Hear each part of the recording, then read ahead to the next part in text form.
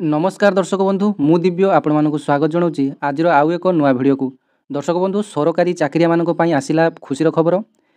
तेबे केंद्र सरकार 2% महंगा भत्ता वृद्धि करिसेंती।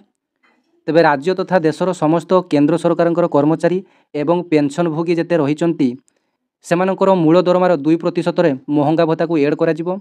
तेबे ही महंगा भत्ताटी जानुआरी पहिलारू अर्थात जानुआरी पहिला 2025 रु लागू करा जिवो। तेबे ही 2% महंगा भत्ता वृद्धि फल आपण मैंने केते टंका पाइबे जानतु एवं केबे ठारू लागू हेबो समस्त डिटेल्स जानि नियंतु। तेबे दर्शक बंधु आपण मैंने जानिचंती एप्रिल 1 रु नुआ आर्थिक वर्ष आरंभ हेउची। तेबे आर्थिक वर्ष आरंभ हेबा पूर्व मोदी सरकार सरकारी कर्मचारी को एक बड़ उपहार देइचंती तथा शुक्रवार दिन अर्थात आज केंद्र सरकार महंगा भत्ता बा डीए 2% वृद्धि करने को निष्पत्ति नेइचंती। एही वृद्धि सहित एबे डीए 53% रु 55% को वृद्धि पाइची।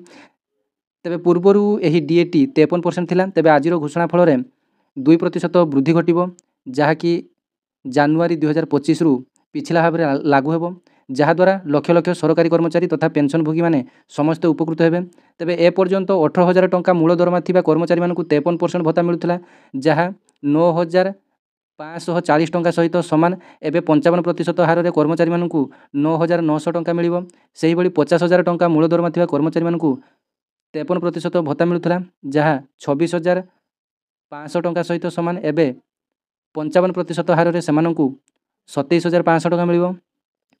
तेबे मुद्रास्फीतिर प्रभाव को ह्रास करिया पई सरकार कर्मचारी मानकु महंगा भत्ता दिया जाय थाए।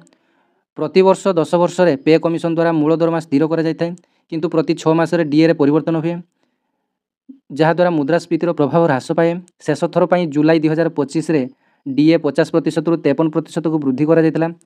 तेबे केंद्र सरकार कर्मचारी एवं पेंशन भोगी मानक पई महंगा भत्ता वर्ष को 2 थर वृद्धि करती। तेबे गोटे वृद्धि जुलाई रु कार्यकारी हुए और अन्यटी जानुआरी 1 रु कार्यकारी हुए। तेबे एथर वृद्धि जानुआरी 1 रु कार्यकारी हेबो।